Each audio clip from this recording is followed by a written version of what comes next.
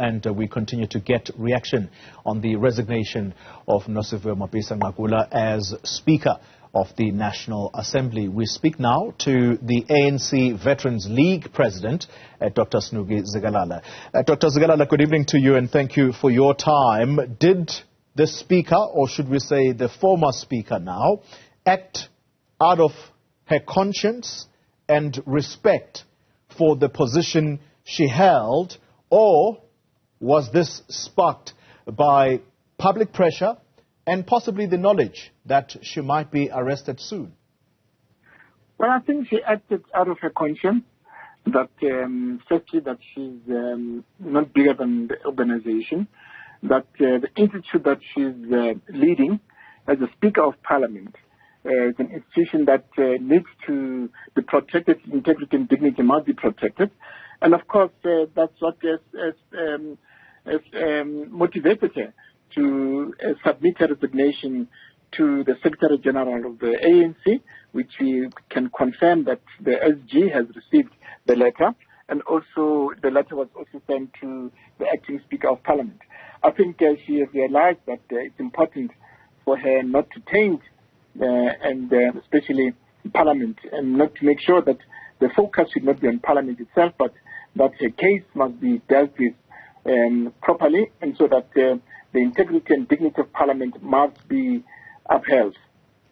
Parliament, under her stewardship, has been compromised and lacking in integrity. At least that's according to the EFF. How does the ANC view her performance or record? No. I think we as the ANC, were really proud of what she has done in Parliament. And it's not true what the EFF is telling us. The EFF, which just came yesterday in Parliament, they can't tell us about her performance, about 30 years of service that she has given to the African National Congress. It's not the EFF that can tell us exactly that she failed dismally in steering the ship.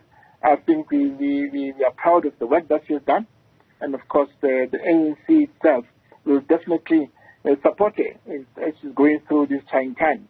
But she says she wants to focus on defending her case, and she feels that she's confident that she'll be given an opportune time to defend herself properly, because we all believe in the rule of law, and we all believe in the constitutional democracy, and of course she has her own right to defend herself in the court of law. Well, that 30 years of public service that she speaks about, the South African Defence Force, the strong view right now is that it is unable to carry out its duties where they are deployed in the DRC, and it is owing in part to what the EFF, again, I'm going to refer to their statement as reeling under the weight of severe repercussions of rampant corruption. Do you argue against that particular record?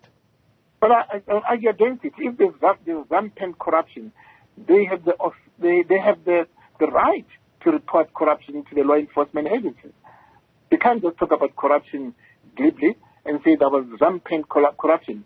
You must remember that the defense budget was cut drastically, and that is why when Comrade Tandile Modise was appointed, she protested in Parliament that the defense force is incapable of doing certain duties which it was expected to do because of budget cuts, and so the budget was severely cut, and of course the budget was redirected to social services like the health, education, housing, and so which are very, very important. And but at the same time, the defense force really suffered severely in terms of budget cuts. But to be honest with you, we are saying that if EFF has got concrete evidence that there is corruption within the defense force, let them take the matter to the police. Let them report the matter to the police. Let the law enforcement agencies deal with those who are corrupt within the defense force. It should not be an abject statement where they are brushing everybody with the same brush. It's not true. And so I'm saying we live in a constitutional democracy. We believe in the rule of law. Any individual who's found wanting, the law enforcement agencies will deal with that individual. Well, here's a view of an independent observer, Yaki Silia. His job, I would imagine, is analyzing and studying the work of the South African National Defence Force, and his view tonight, reflecting on Mapisa-Nqakula's record as Defence Minister, is that abuse of power and utter incompetence is perhaps part of the reason why the SANDF is unable to carry out its duties in the DRC right now. How do you respond? Well, I think Silias is very disingenuous. As a citizen of South Africa, if he has observed and studied what is happening in defense, he has the right to complain especially to the public protector, if she has seen that there's corruption, if she has seen that there's incompetence, there's malfeasance.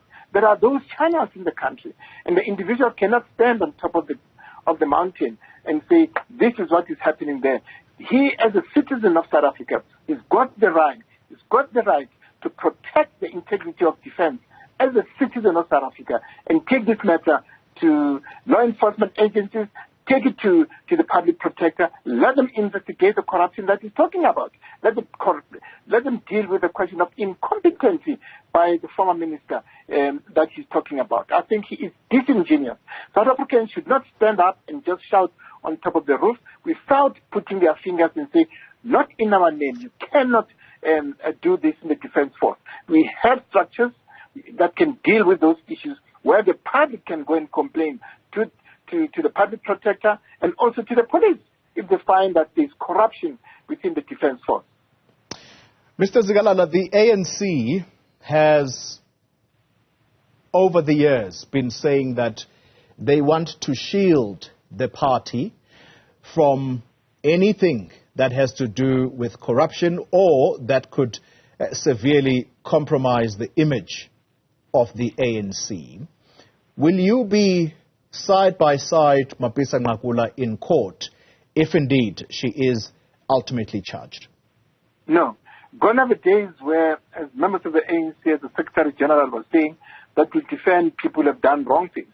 We are not saying that she has done wrong things, but we are saying that she'll be going to court. It's a personal thing. She's been charged as an individual. It's not the party that is being charged. And so she must go and face the trial. She must go to court.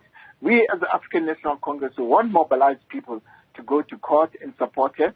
But we are saying that she must be able to defend herself in the court. Oh. Dr. Zikalala, are you still there? Still there. I'm saying, can you hear me? Yes. Now you're a bit audible. Let's continue. I'm saying the Secretary General has made it very clear that another day where we'll go and defend individuals in the courts, and those individuals are found wanting. Well, Zuma, we saw what because Zuma was involved in ensuring that he destroys the party, destroys government, he loots state entities. And all the SOEs are collapsing because of the looting that took place during his time. And so gone are those days where we go and say we support our comrade until he's been found not guilty in the court of law.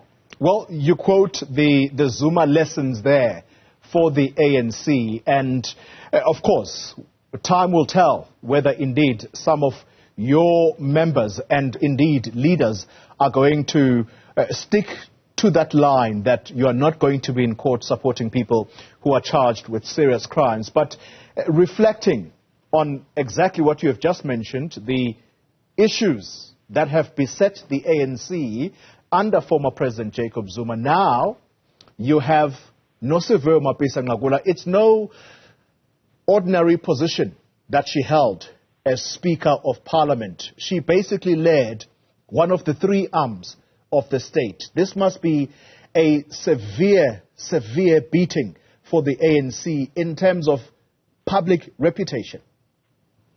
No, it is.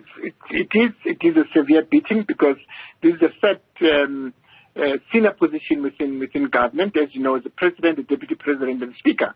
And so we are saying that it has dented the organization, its image, and of course we are saying that it's an individual who's been accused of taking bribes, and so that individual says that she's not guilty. Let's give it the due.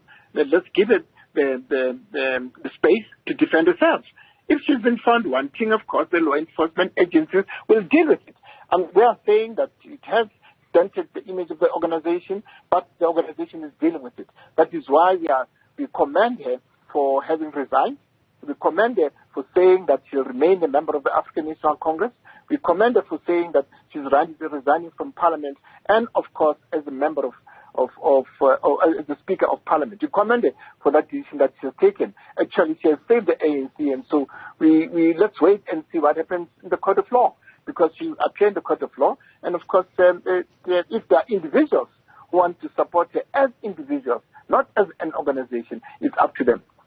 Dr. Snuki Zikalala, thank you very much for your time reflecting on the news tonight.